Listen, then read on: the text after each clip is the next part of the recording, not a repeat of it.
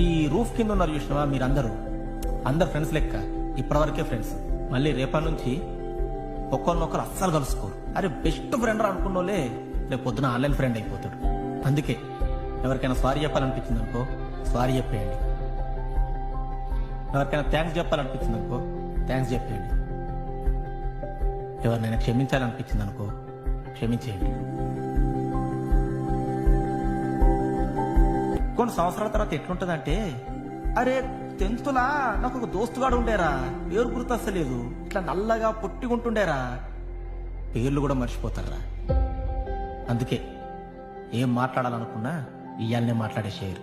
అందరు కలిసి స్కూల్ మొత్తం తిరుగురి, ఒకసారి మెమోరీస్ అన్ని గుర్తు చేసుకోరి, ఆడుకోండి పాడుకోండి ఎంజాయ్ చేయండి. ఈవినింగ్ యాన్యువల్ డేని హ్యాపీగా సెలబ్రేట్ చేసుకోండి. అట్లనే ఎగ్జామ్స్ కూడా మంచిగా రాయాలి. అర్థమైందా? All the best for your exams. Thank you, sir.